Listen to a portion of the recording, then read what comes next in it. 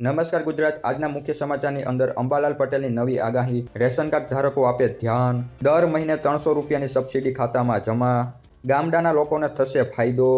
ખેડૂતોને હવે મળશે 10 કલાક વીજળી. ગુજરાતના દરેક ખેડૂતો પર 66,000નું દેવું. 2,000ના હપ્તામાં થશે વધારો. વિદ્યાર્થીઓ માટે મોટા સમાચાર. વીજળીના નિયમોમાં ફેરફાર થશે.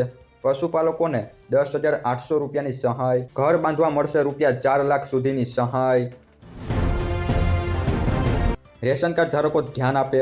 કેન્દ્ર સરકારે રેશન કાર્ડ ધારકોને લઈને નવી ગાઈડલાઇન જાહેર કરી છે, જેમાં કેવાયસી અને રાશનના જથ્થાને લઈને નવો નિયમ જાહેર કર્યો છે, જેમાં દેશના કોઈપણ રેશન કાર્ડ ધારકે સતત 6 મહિના સુધી રાશનનો જથ્થો લીધો નહીં હોય તો તેનું રાશન કાર્ડ આપોઆપ રદ થઈ જશે.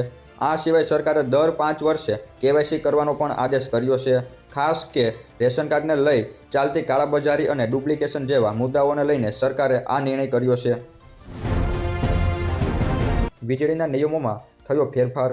નવું પાવર કનેક્શન માટે નિયમો બદલાયા. હવે તમારે નવા વીજળી કનેક્શન માટે વધુ રાહ જોવી નહીં પડે. મોટા શહેરમાં 7 દિવસના બદલે 3 દિવસમાં જ વીજળી કનેક્શન મળી જશે. હવે ગામડાઓમાં નવા વીજ મીટર માટે 30 દિવસની લાંબી રાહ જોવી નહીં પડે. 15 દિવસમાં ગામડાઓને વીજ જોડાણ મળી જશે. વીજળીના બિલમાં સુધારો કરી ઉર્જા મંત્રીએ જાણકારી આપી છે કે વીજળી અને સોલાર નિયમો હળવા કરવામાં આવ્યા છે. સરકારનો મોટો નિર્ણય. મોબાઈલમાં આ એપ ફરજિયાત. સરકાર દ્વારા સ્માર્ટફોન યુઝર માટે લેવામાં આવ્યો મોટો નિર્ણય. કેન્દ્ર સરકારે મોબાઈલ કંપનીઓને આદેશ આપ્યો છે કે તેઓ દરેક નવા સ્માર્ટફોનમાં સાયબર સિક્યુરિટી એપ સંચાર સાથી પ્રી ઇન્સ્ટોલ કરીને વેચે. એપલ, સેમસંગ, રિયલમી જેવી કંપનીઓને આ માટે 90 દિવસની ડેડલાઇન આપવામાં આવી છે. એપનો હેતુ સાયબર ફ્રોડ અને ચોરીને રોકવાનો છે. અત્યાર સુધી આ એપ દ્વારા 7 લાખથી વધુ ખોવાયેલા ફોન પાછા મેળવવામાં આવ્યા છે અને યુઝર્સ મોબાઈલમાંથી આ એપને ડિલીટ કરી શકશે નહીં. હવે ઘર બાંધવા મળશે રૂપિયા 4 લાખ સુધીની સહાય. પ્રધાનમંત્રી આવાસ યોજના એટલે કે સપનાનું ઘર 2024 સહાય મળશે 4 તબક્કામાં, જેમાં પિન્થલ લેવલ પૂર્ણ થયા બાદ 70,000 રૂપિયાની સહાય. ત્યારબાદ લિન્ટલ લેવલ પૂર્ણ થયા બાદ રૂપિયા 80,000ની સહાય. સ્લેબ લેવલ પૂર્ણ થયા બાદ 1,50,000ની સહાય અને 100% બાંધકામ પૂરું થયા બાદ રૂપિયા 1 લાખની સહાય મળશે. જેમાં જરૂરી ડોક્યુમેન્ટ વિશે વાત કરીએ તો મંજૂર થયેલ બાંધકામ પ્લાનની કોપી, રૂપિયા 3 લાખ સુધીની કૌટુંબિક આવકનો દાખલો, 50 રૂપિયાના ટેમ્પર નોટરાઇઝ, અંડરટેકિંગ આધાર કાર્ડ અને બેંકની વિગતો, જેમાં પાસબુક અથવા રદ કરેલો ચેક. બાંધકામની મુખ્ય શરતો વિશે વાત કરીએ તો પોતાની જમીન પર અથવા જર્જરિત મકાન ઉતારી નવું મકાન બાંધવા માટે NBC ધોરણો મુજબ હોવું ફરજિયાત. મકાનનો કાર્પેટ વિસ્તાર 30 થી 45 ચોરસ મીટર વચ્ચે. મકાનમાં 2 રૂમ, રસોડું અને બાથરૂમ હોવું ફરજિયાત છે. સંત સુરદાસ યોજનામાં થશે હવે આ ફેરફાર. દિવ્યાંગોના હિતમાં રાજ્ય સરકાર દ્વારા એક મહત્વપૂર્ણ નિર્ણય કરવામાં આવ્યો છે. સંત સુરદાસ યોજના હેઠળ અત્યાર સુધી 80%થી વધુ દિવ્યાંગતા ધરાવતા નાગરિકોને લાભ આપવામાં આવતો હતો. રાજ્ય સરકાર દ્વારા વર્ષ 2025-26થી 60%થી વધુ દિવ્યાંગતા ધરાવતા તમામ દિવ્યાંગોને સંત સુરદાસ યોજના હેઠળ લાભ આપવાનો મહત્વપૂર્ણ નિર્ણય કરવામાં આવ્યો છે. સંત સુરદાસ યોજનામાં BPL કાર્ડ તથા 0 થી 17 સ્કોર ફરજિયાતની જોગવાઈ હતી, તે પણ વર્ષ 2024-25માં દૂર કરવામાં આવી હતી. પશુપાલકોને 10,800 રૂપિયાની સહાય મળશે. ગુજરાત સરકાર દ્વારા ગાય સહાય યોજના 2025ની જાહેરાત કરવામાં આવી છે. આ યોજના હેઠળ દરેક ગાય માટે રૂપિયા 900ની નાણાકીય સહાય આપવામાં આવશે, જે વાર્ષિક રૂપિયા 10,800 થાય છે. આ સહાય ગાયના સંભાળ ખર્ચમાં મદદ કરવા માટે આપવામાં આવે છે. આ યોજનાના લાભ લેવા માટે ખેડૂત ગુજરાત રાજ્યના કાયમી રહેવાસી હોવા જોઈએ, તેમની પોતાની જમીન હોવી જોઈએ અથવા ભાડાની જમીન પર ખેતી કરતા હોવા જોઈએ. જ્યારે આ યોજના હેઠળ દરેક ખેડૂતને વધુમાં વધુ 4 ગાયો માટે સહાય મળી શકે છે. ગુજરાતના દરેક ખેડૂત પર 66,000 રૂપિયાનું દેવું છે. કેન્દ્ર અને રાજ્ય સરકાર દ્વારા ખેડૂતોની આવક બમણી કરવાના વાયદાઓ છતાં ગુજરાતના ખેડૂતોની આર્થિક સ્થિતિ કપડી બની રહી છે. લોકસભામાં રજૂ થયેલા રિપોર્ટ મુજબ ગુજરાતના પ્રત્યેક ખેડૂતના માથે સરેરાશ 56,000 રૂપિયાનું દેવું છે.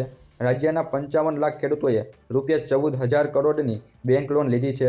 ખેતીનો ખર્ચ વધવા અને પાકનો પૂરતો ભાવ ન મળવા જેવી સમસ્યાઓના કારણે ખેડૂતો દેવામાં ડૂબી રહ્યા છે અને ઘણા ખેડૂતો ખેતી છોડી રહ્યા છે.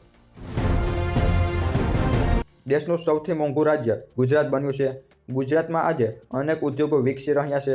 ભારતના સૌથી વધારે વિકસિત રાજ્યોની યાદીમાં પણ ગુજરાતનું નામ આવે છે. પરંતુ ગુજરાતમાં રહેવા માટે કેટલા રૂપિયાની જરૂર પડે કે જેનાથી તમે સામાન્ય જીવન જીવી શકો છો? આ મામલે એક સર્વે કરવામાં આવ્યો, જેમાં એવું સાબિત થયું કે જીવન ગુજરાન ખર્ચ મામલે ગુજરાત ભારતનું સૌથી મોંઘું રાજ્ય છે.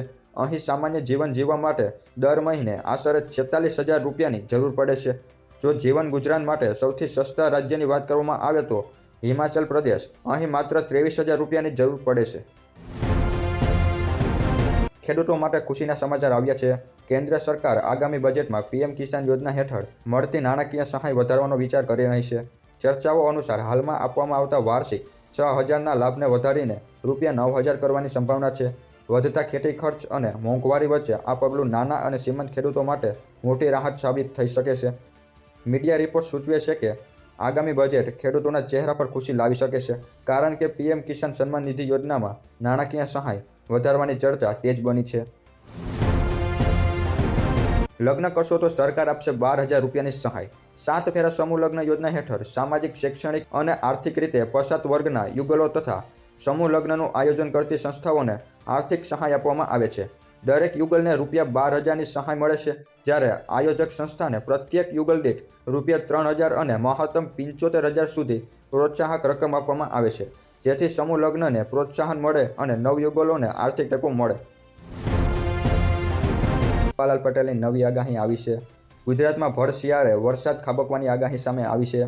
ગુજરાતના જાણીતા આગાહીકાર અંબાલાલ પટેલે તાજેતરમાં જ આગાહી કરી છે કે ડિસેમ્બરમાં રાજ્યમાં માવઠું થઈ શકે છે. આગામી 17 ડિસેમ્બરથી 24 ડિસેમ્બર સુધી રાજ્યમાં ઠેક ઠેકાણે માવઠું થવાની શક્યતા છે.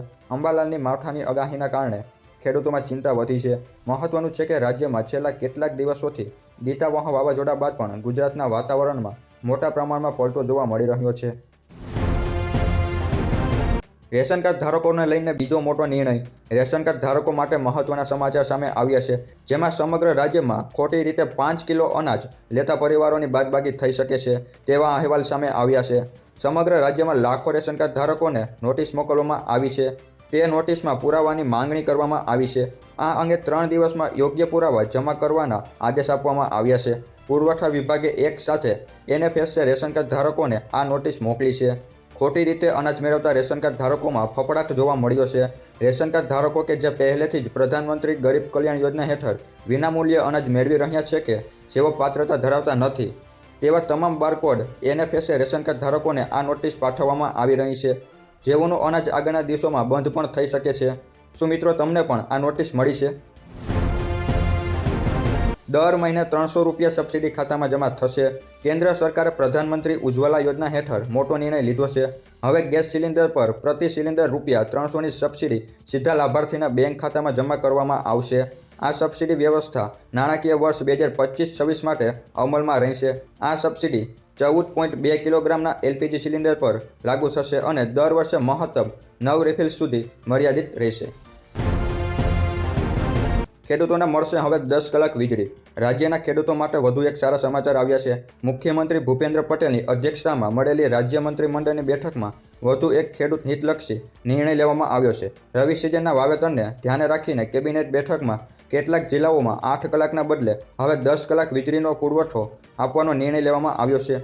જીરાના વાવેતરવાળા વિસ્તારોમાં ખેડૂતોના પિયત માટે 20 નવેમ્બર 2025થી જ ખેતીવાડી ફીડરોમાં 8 કલાકને બદલે 10 કલાક વીજ પુરવઠો આપવાનો નિર્ણય લેવામાં આવ્યો છે.